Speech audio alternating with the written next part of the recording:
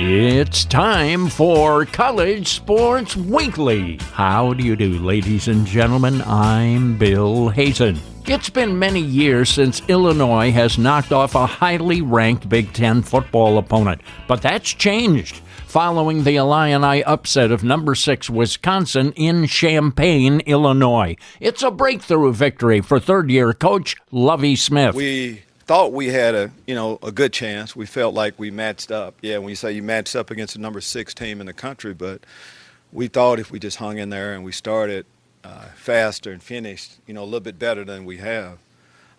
We've seen signs of what our football team can be throughout, but we haven't been able to put it together for 60 minutes. Thursday was an evening of celebration at the University of Houston as the Cougars honored their incredible 1989 football team coached by our own John Jenkins. Andre Ware won the Heisman Trophy that year, and David Klingler backed him up. A lot of faces I hadn't seen in a while, really good guys. I tell you, the bonds that you make on a team just last your lifetime. So that was a lot of fun. Really appreciate being at the opportunity to go down there and get to visit with those guys a little bit. That from Learfield IMG. On the field, the Cougars fell to undefeated SMU 34-31.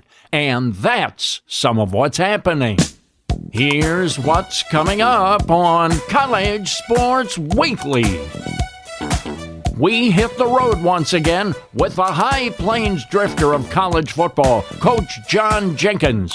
He'll take us field level and share in the experience of his great 1989 Cougar team being honored. Plus, we'll preview some big games on the docket this weekend. What can colleges do to protect themselves from gambling issues? Rex Lardner will tell you when we talk shop.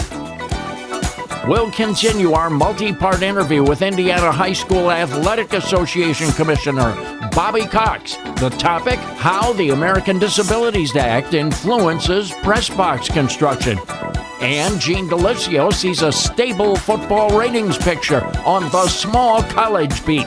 That's all ahead on College Sports Weekly.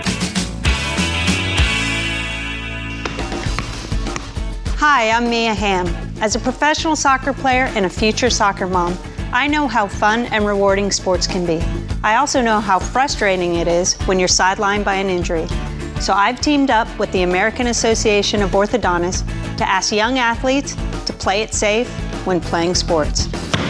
I spent years training to become a world-class athlete. I know what it takes to become an expert on the field. Orthodontists understand this too. They're experts in their field, helping kids and adults obtain healthy, beautiful smiles. They want to help athletes prevent injuries and stay in the game. It only takes a second to get hurt, and too many athletes are risking injury because they're not properly equipped during games and practices. Wear the right protective gear, like mouth guards, face masks, and helmets. Your first line of defense against preventable injuries. Play it safe, achieve your goals, and keep smiling. Visit braces.org. Hi, this is Bill Hazen with great news.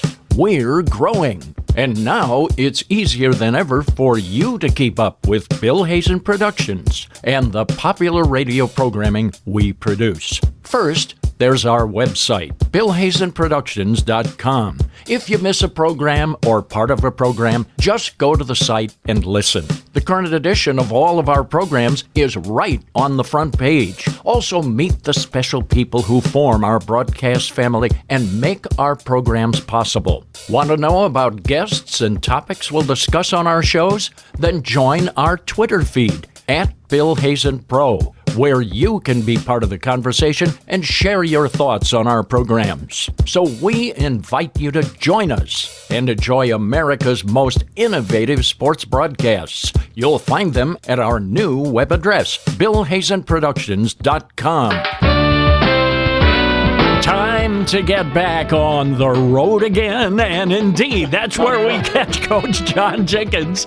And due to digital audio, we are right there in the passenger seat with John as he travels through and to the big neighborhood, and we'd like to welcome John back. Hey, John, on Thursday night, I know many of our listeners had a chance to catch the big Houston SMU game. And at halftime, of course, they had a wonderful ceremony to honor that great late 80s football team that you put together with Andre Ware and Klingler and all those great, there were a whole bunch of outstanding players on that. Take us down to field level, John. You were right there. Great. What a great moment, once again, to get together with all those great guys. Man, I love every one of those players. And what a great assembly of talent that was. You know, that 1989 specifically, that 1989 team, as you mentioned, Andre won the Heisman Trophy. And you know, amazingly, lots said about, hey, coach, you know, you coached the first African-American quarterback to win the Heisman. You know, none of that was ever mentioned back then with our team.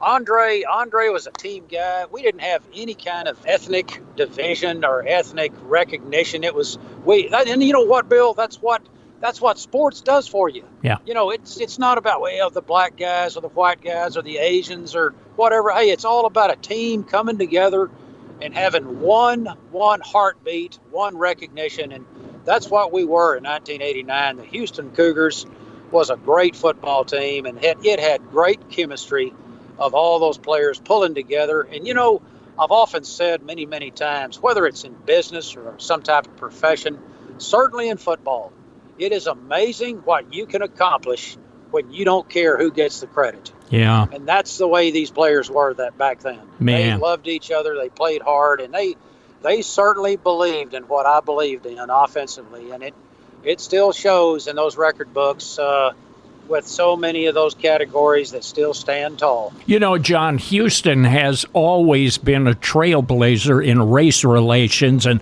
I often associate a lot of that with Guy Lewis and the great job he did on the basketball squad. You go back to Elvin Hayes sure. in the 60s, and certainly Warren McVeigh and Riley Odoms that Bill Yeoman had back in the 60s, Paul Gibson. Those guys were the pioneers. They laid the groundwork. They had great chemistry, you know, with those teams. That's what sports does for you. You know, it just brings people together, and it's just the greatest thing, particularly when you pull together and have great chemistry, how you can throw any kind of racial divide out the window. Yeah. John, how good is SMU? Let me say this.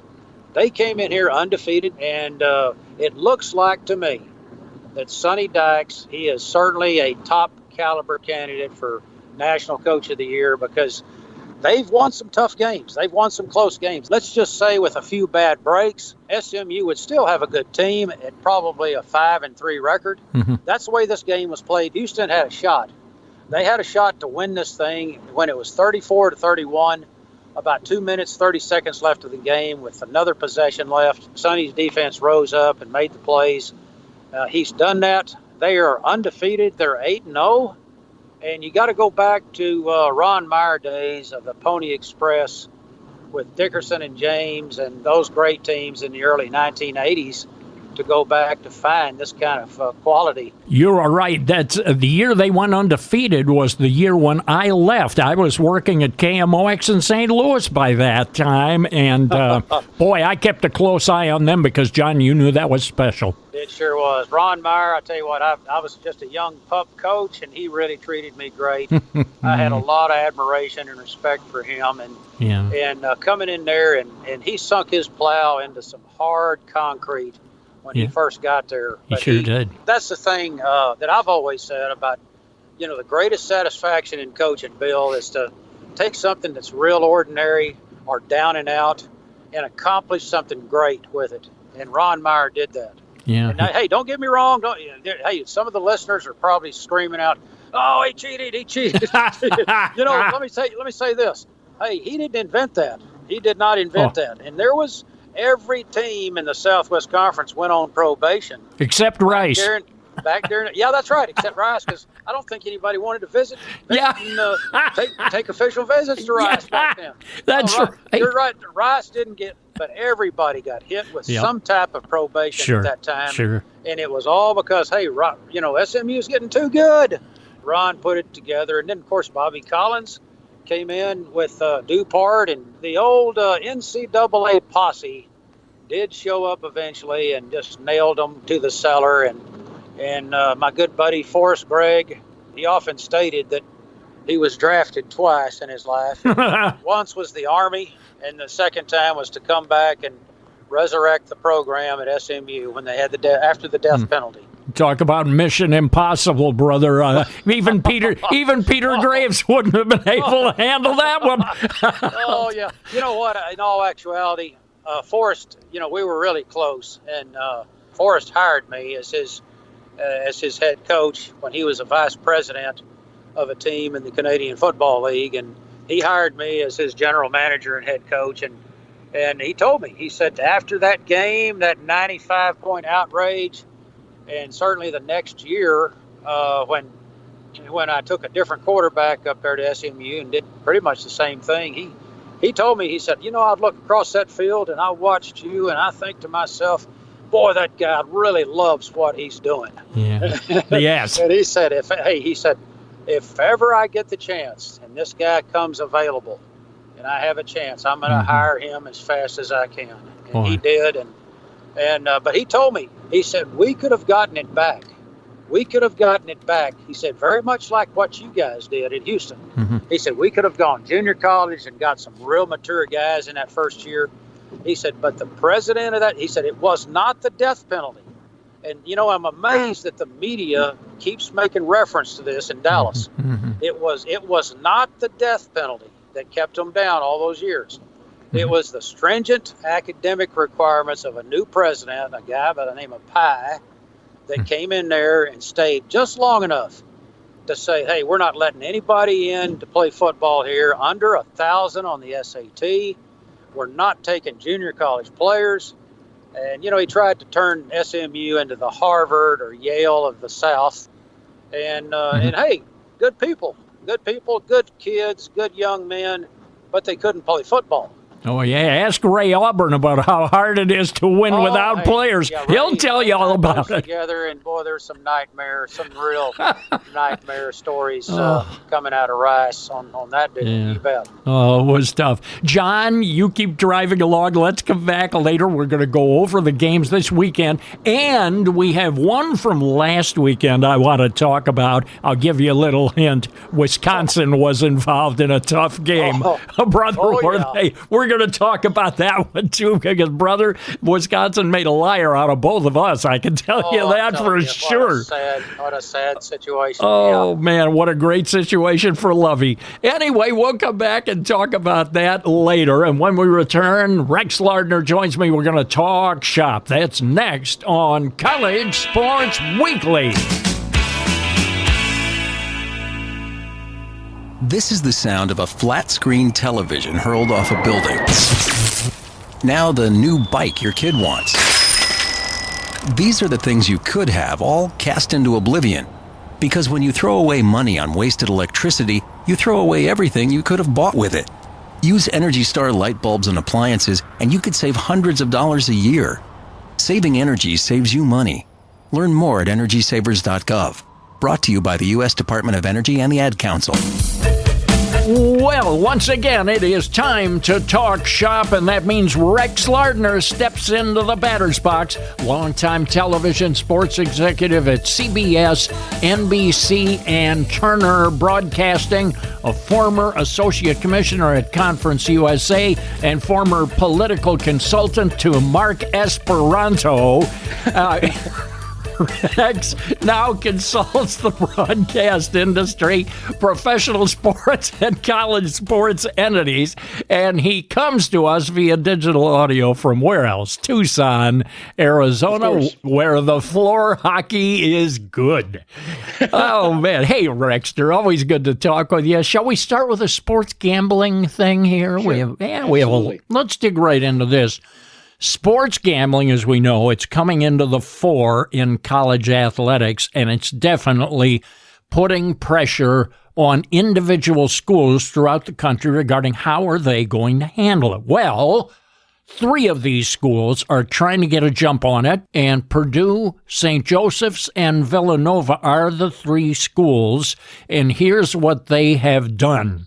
They've gone ahead and banned their students from betting on their school's games.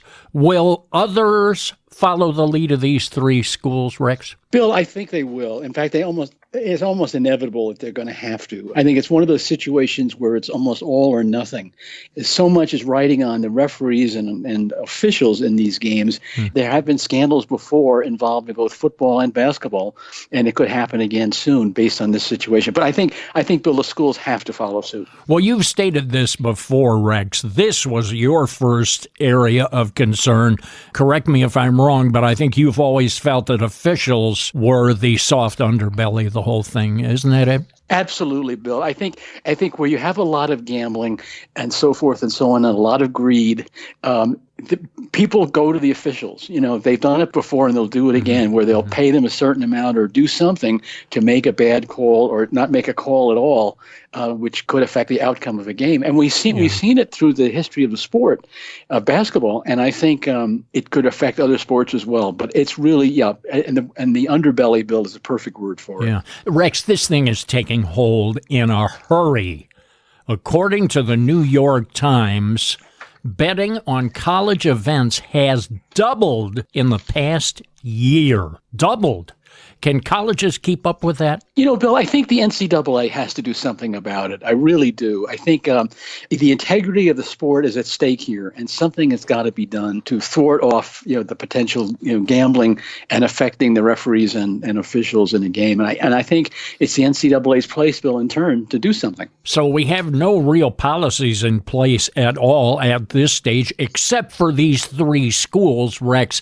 What should be done and when? Bill, I think as soon as possible, the NCAA should meet with all the commissioners, have a unanimous feeling on what can be done, maybe 4 or 5 steps to take by each conference, Bill, and then in turn each school to tell the students and everyone associated with that university that they cannot bet on games. If they do, they will be fined and, or something like that. Yeah. I don't know how strong they can make it, but I've got to think they've got to act soon, Bill. You said it doubled in the last year, and that's unbelievable. Yeah. God knows what it's going to be like this year. But I think the NCAA has got to act with the commissioners on. I was looking through some stuff for the program each week, and I kind of came across this item.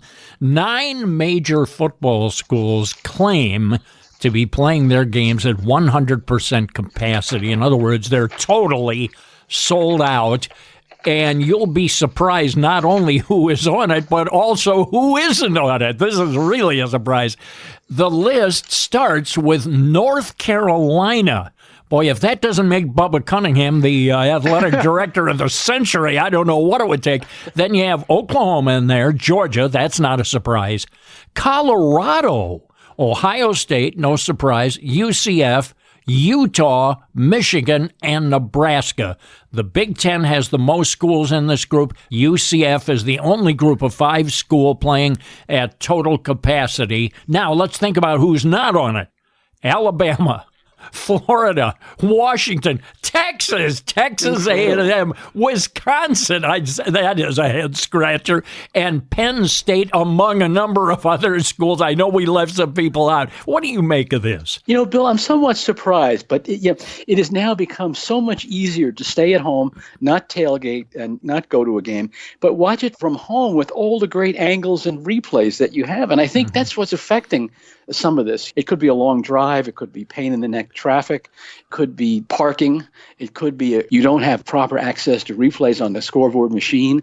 And I think people are just thinking, is it worth the expense of doing this as opposed to staying in the comfort of your home? Yeah, in the last couple of years, Rex, college football attendance has been in a steady decline. We all know that, and that is now a pretty serious trend.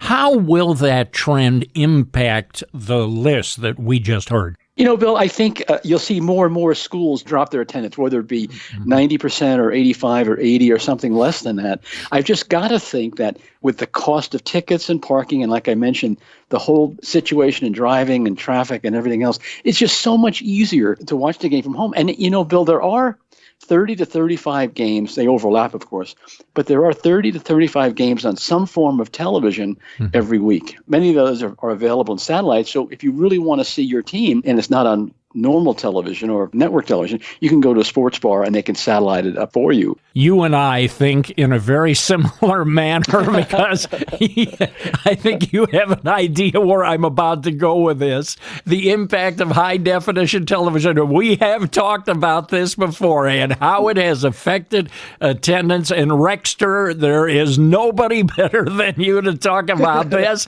And I guess the question boils down to a question that we brought up years ago, but it's worth taking a second look at it right now. How do colleges go about putting people back in the seats with that high-definition TV looming in the background? Well, Bill, I think a couple of things. One is I think they should try to get the game feed, whether it be a network or cable or whatever it is, so that they can show all of the angles and replays and controversial calls on the big screen TV. I mean, just about every school has a Jumbotron of some sort, and I think that's important so the fans don't realize, what has happened.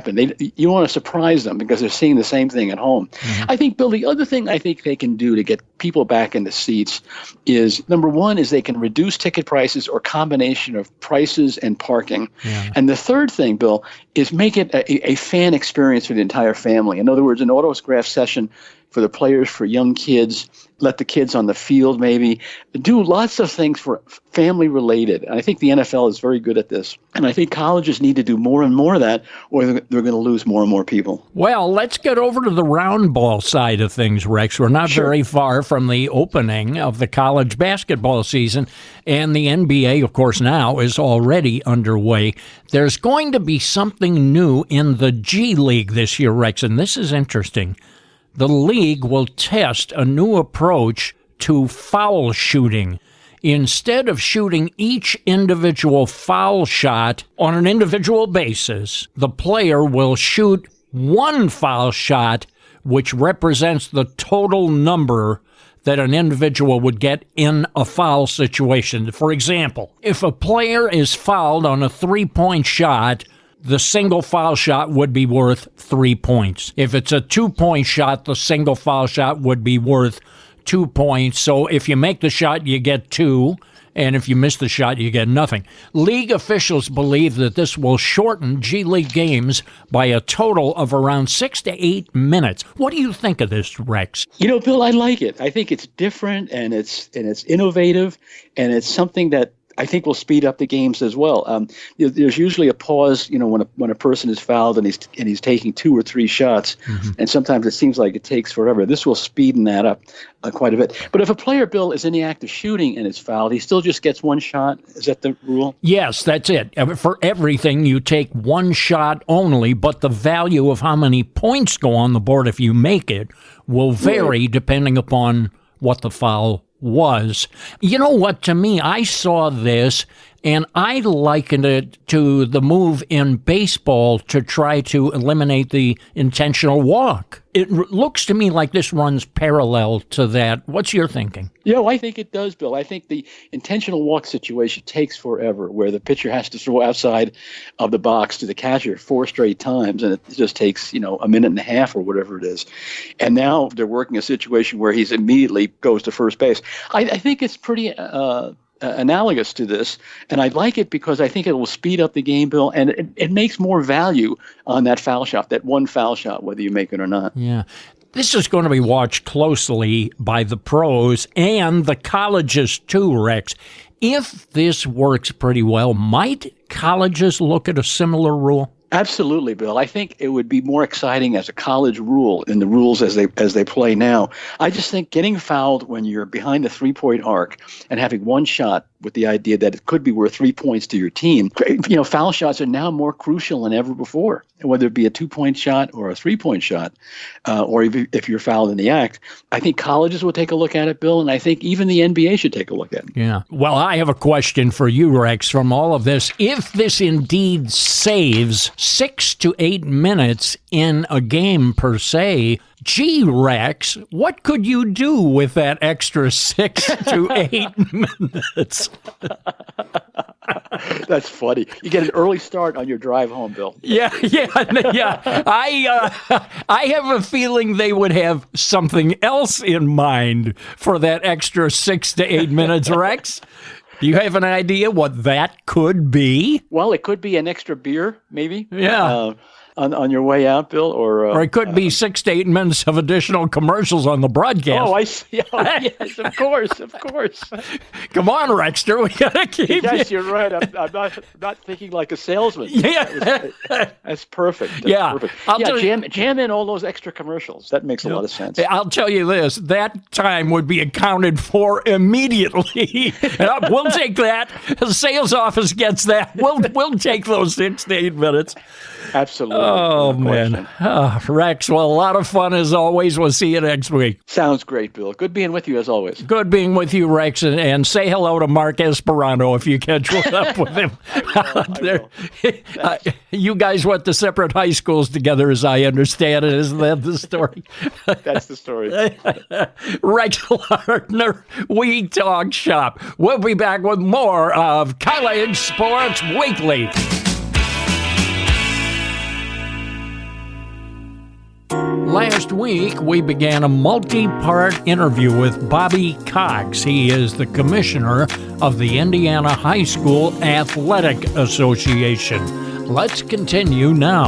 I'd like to talk about a story which has virtually gone uncovered, but it's a fascinating story. A number of schools are updating their football stadium facilities in the state and also elsewhere around the country. And this includes new press boxes. And several of these new boxes are somewhat small when you consider the impact of digital media as a new source of broadcasting. So we have more broadcasters in there, perhaps more writers too. And the number of such broadcasts, it's going up, it's growing. As I understand it, there is a story behind this, and it ties to the American Disabilities Act. I know the IHSAA works very hard to be compliant with ADA guidelines. That is important, and I know that. Can you tell us the story behind how this is impacting press box design and construction? Sure. Well, it's a multifaceted issue. You are correct that many of our member schools are updating their athletic facilities, football included. Mm-hmm. Part of those renovations are inclusive of the renovation and redesign of press boxes. Anytime a member school renovates any of their athletic facilities, whether it be the gymnasium, the football complex, the soccer stadium, any of those environments, they have to take in consideration of ADA. And when they do that, many times, for example, when we renovate gymnasiums, we'll see our member schools renovate a gymnasium, and they will actually lose seating because of the width of the seats, the width of the aisles, the handrails that must be involved, the ramps that must be installed to ensure that we have proper accommodations for Americans with disabilities. And so the press box in football becomes part of that because we do have media folks that may be disabled. So you're seeing the installation of an elevator. You're seeing ramps being built. And then the other component of that, though, is the cost of doing those things, and then to make sure that you're ADA compliant when you are renovating your facilities and bringing them up to code. What kind of resource do you have to build the entire press box? Our football program has grown dramatically in the last 20 years, and attendance is up, interest is up. You pointed it out very succinctly. There's a different kind of media today. You have bloggers and vloggers and tweeters and writers and digital producers, and those folks need space. Well, when you're in a 1A or a 2A school and you make a determination that we have X number of dollars in our capital projects fund to allocate toward athletic facilities, and let's say we've assumed that we're going to renovate a press box. Well, we're going to bring it up to ADA standard, and that costs some money. So now, how much square footage can we build, and how much can we produce? And then when we have this continual growth of media attention to the product, then we get to a spot where there isn't enough space in the press box. So then our members are forced to actually have folks sit outside the press box, and they put them under covered awnings and things of that nature. But it's continuing to be a challenge. As funds become available, I think our members have done a really good job, been very thoughtful and purposeful with respect to how they design facilities and how they make these accommodations. But it's a challenge, and I don't see that challenge lessening as we move forward. Bobby, if I understand it correctly, the real issue here has an awful lot to do with elevator construction, which is an expensive undertaking. In other words, if you want to go large on your press box, it really mandates an elevator at some stage, does it not? Do I have that correctly? You're correct. And the other thing is it's really about accessibility. In many press boxes, I've been to many schools. Let's take soccer as an example, and there might be a press box. Well, that soccer bleacher may only rise to 7 to 10 rows, and the access to that press box might be accessible through a ramp series rather than an elevator. But if you go to one of our large football stadiums that seats 8, 9, 10,000 people, well, yes, there's an elevator that's going to need to be involved because that press box sits several floors above the field level. And subsequently, that's a big expense. So then when you figure in that expense with the renovation that you want to do in the press box, small consideration, but let's just assume for a moment you do that. Are the aisles in the press box wheelchair accessible? Are they wide enough?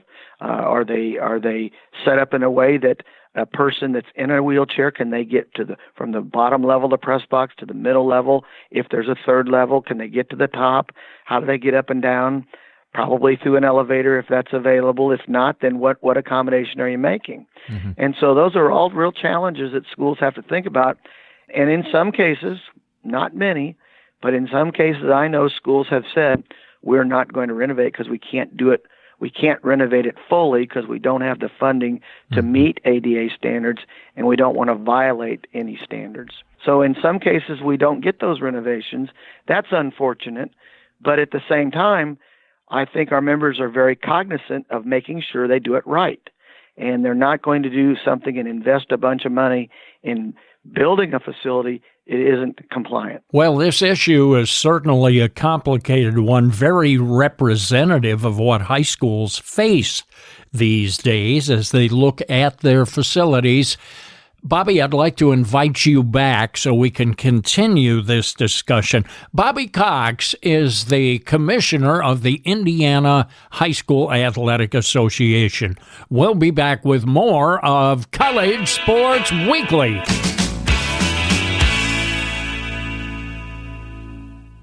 Time now to check out the small college beat. Gene DeLisio reports it's steady as she goes with the college football ratings. Gene? Bill, no change this week. At the top of the FCS football rankings, North Dakota State remains number 1 in the nation. James Madison second, and South Dakota State is third. Sacramento State ranked number 8 this week. Sacramento moves up from number 17 after beating 6th-ranked Montana 49-22.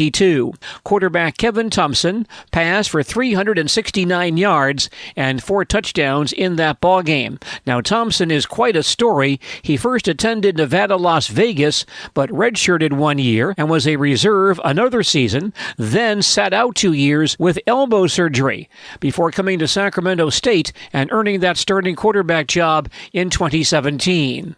By that time, Thompson really had not played football for 4 years. There were times when I considered, giving up football just with the injuries and everything, the Tommy John in the back and all that. But just like my parents were great, my number one supporters through the whole thing, so I'm very thankful for them. They kind of pushed me. My dad didn't really let me give up. I kind of mentioned it to him once. I was thinking about, not playing football anymore, and he was like, man, that'd be a huge mistake. My experience with the injuries, I think it's actually a blessing to have gone through those injuries and just being able to persevere through those. Great life lessons. I've had great support, friends and family and coaches, getting through that. And just kind of come out here, have fun, be loose, just cut it loose and enjoy it, enjoy every moment. Sacramento State quarterback Kevin Thompson speaking with KXTV TV. Tarleton State continues its plans to move from NCAA Division II to Division I next season, and as part of that plan, Tarleton has an invitation to play a non-conference football game with TCU. Although Tarleton's expenses as a Division I school will increase, it is expected that the payout from playing that game with TCU will cover Tarleton's football budget for the next 3 seasons. The NCAA Division II football rankings for this week: Valdosta State is number 1, Ferris State second, Minnesota State is third, Lenore-Rhine ranked number 8. The Bears beat Carson Newman on Saturday, 36-23. Carson Newman coach Mike Turner had to come back from an early 16-0 deficit. I saw a great fight in them. I've never doubted the fight in the heart of this bunch, not at all.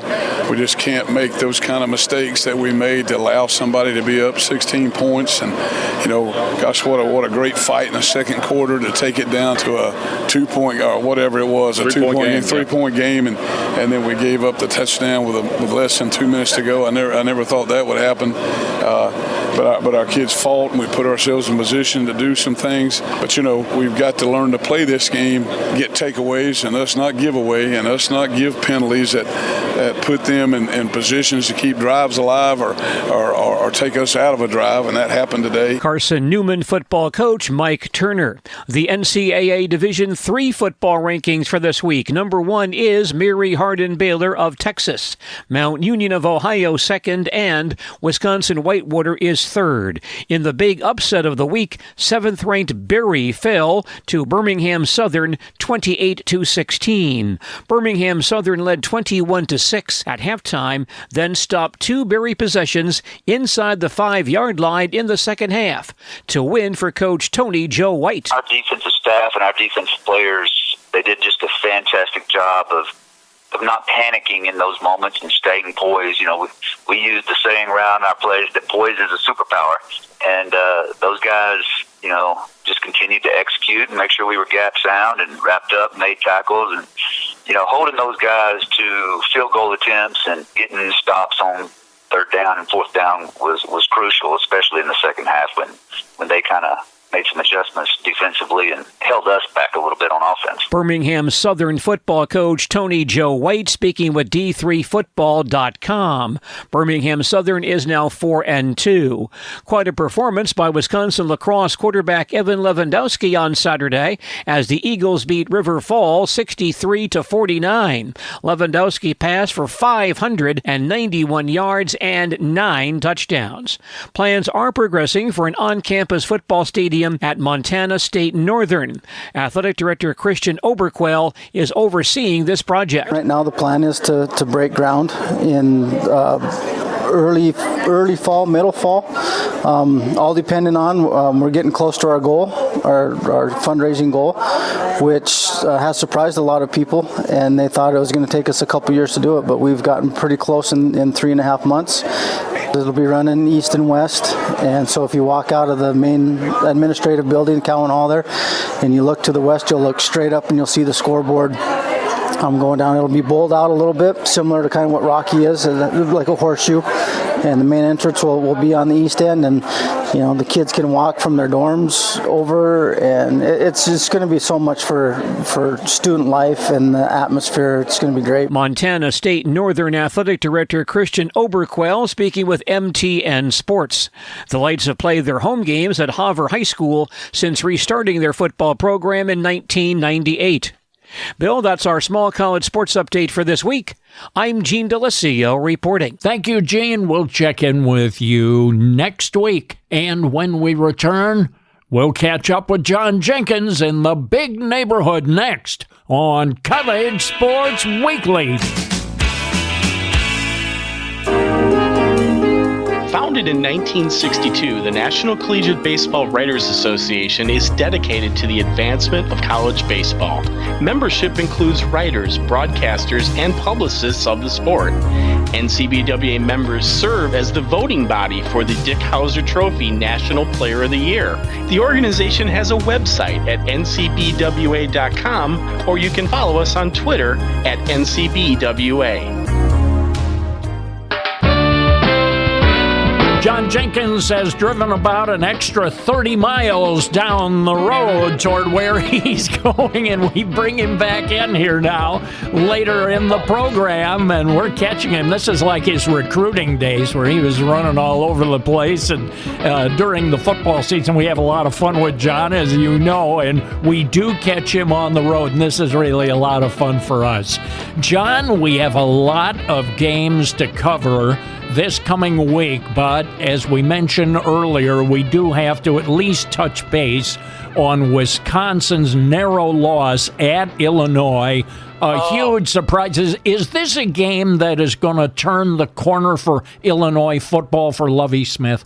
I don't think so. I will say this. Hey, what a great win for that program. And it's just like a guy that's been walking in the desert for years, and he finally gets an oasis, and that's what Lovie got. Now, don't kid yourself. They've not turned the corner, but by no means. And as far as poor old Wisconsin, they will never have that opportunity again. Yeah. Now, they'll play Illinois next year and the year after and may beat them soundly, but they will never get this opportunity to go back and do this again. This happens all the time.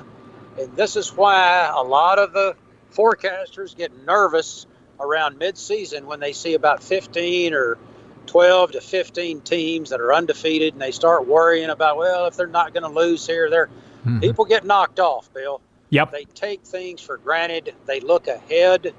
They look beyond that opponent that they're playing. And we know that Wisconsin, they're going to play Ohio State. They're going to play Ohio State this week.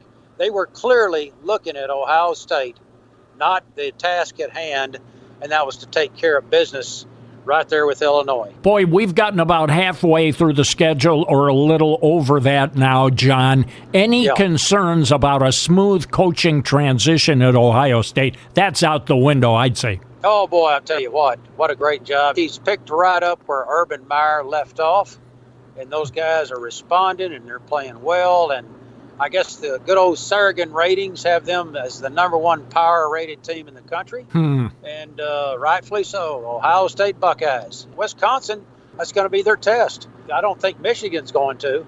I don't think Michigan will challenge them at all. And so this is their big game, Ohio State's big game right here at Wisconsin. How about LSU at home in Death Valley? Auburn is coming to visit, and man, LSU is putting together one heck of a season. Very quietly, too, I might add. They have missed the radar for a lot of football fans. Well, Burrow is, I really like him at quarterback. I think he's a real favorite around the country. A lot of mystique about him, coming out of nowhere as a Heisman candidate, as a Heisman favorite, I should say. And certainly this is a huge game for him. Now, let me say this. This is a rivalry now. This is not just another SEC game. Over in the big neighborhood now, this one's going to be taken seriously, and it has been for years. You can go back to when Gene Chizik won the national championship there, and he had Cam Newton at quarterback. They lost one game that year. LSU beat them. LSU beat them pretty soundly, beat them by 2 touchdowns. So what's to say that Auburn, as they have fought back and forth in recent years, this one's going to be a knockdown, drag-out. And just because it's played at LSU, I wouldn't necessarily say hands down for the Tigers in this one. It's going to be Auburn and LSU going back and forth, trading heavyweight punches in this one, buddy. Michigan right now is going through what we referred to last week as a murderer's row of 3 games, John. Penn State was the first. They lost that. Notre Dame is their opponent this week, and then, of course, Ohio State next week. What about the Irish? They will have the Irish at home, John. It'll be at the Big House. Yeah, unfortunately, I'm going to just say that this looks like it's really a bad scenario for Coach Jim Harbaugh. He has done a great job everywhere he's been. Starting out in good old Division III San Diego, and then Stanford. Obviously the 49ers. What a great job he did there in the NFL. And one of those deals. I mean, it's really sad that you can come home to a job like this and really be recognized with that salary and come home, and yet it just doesn't happen for you. I mean, he's poured his heart and soul into this thing, and it's not working. We saw evidence of that being outclassed last week with Penn State. I really like the talent that Notre Dame's got on the field this year. Yeah. I think they're going to prevail in this game, and then Ohio State's going to really put it on them again in the final game, and it's going to be a sad scenario for Michigan fans. Is there anything Michigan can do to right the ship at this stage?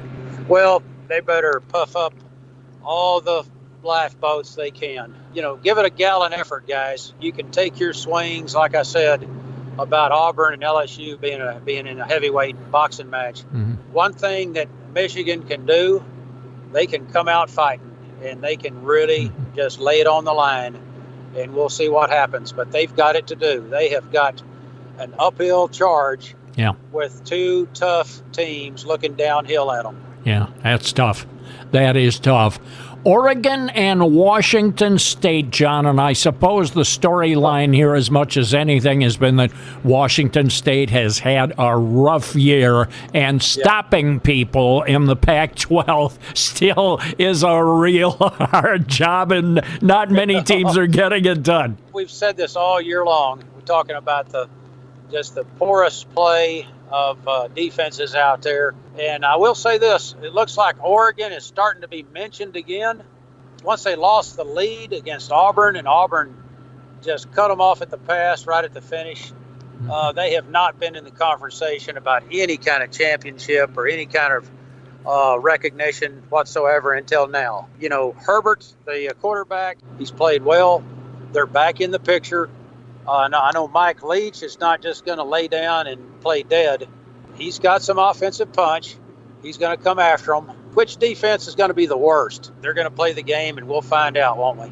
Yeah, we will, and we're going to find out how the Northern Illinois Huskies do, John. After not having a home game since 1973, they are back. They are back home finally, and they have Akron, and they look like now that they're getting into MAC play, they're getting a little bit more representative. You know, they had a coaching change. A lot of people are not aware of this, but their coach took the Temple job, replacing Diaz when he went down to Miami at the last minute. And so really Northern Illinois is the school that paid the bill on this thing, as it turned out. So you had a real tough coaching adjustment just a few weeks before the season began. Yeah, you know, the folks in DK, I'm not so sure they all know that. The real tough scenario is playing on the road continually. Yeah. Well, that's tough. It's like going on the road and having homecoming games against you every week. You know what that means. Yeah. They're all expecting to beat you. You know, and that's what the Huskies have been facing all year long. I jokingly have said this on the air with us a few times this season, Bill. Yeah. I've often wondered, when do they actually have a home game in maybe 2024? You know, is that where we're going to see them at home again? But no, seriously. Boy, this is a tough deal. I know their players are chomping at the bits to have their own girlfriends in the stands and their own parents and fans and have a good taste in their mouth. And let's just see if the Akron Zips come in there and cooperate with them. Well, I'm telling you this, if you're the head coach at Northern Illinois, you're going into Athletic Director Sean Frazier's office and saying, Sean, you owe me a few free lunches. Let's go. You're paying for it. Oh, man. Well, John, as always, a pleasure. Drive safely the rest of the way. We'll see you next week. All right, I'm deep into SEC territory already, the big neighborhood over in Louisiana, headed for Mississippi and Alabama, Bill. I tell you what, enjoy the games this weekend, and we'll come together next week and have some more fun. We will have fun, John. We always do. John Jenkins, the High Plains Drifter of college football, freshly honored for that great 1989 Houston team, and you heard the word right here from the coach's mouth. We'll be back with more of College Sports Weekly.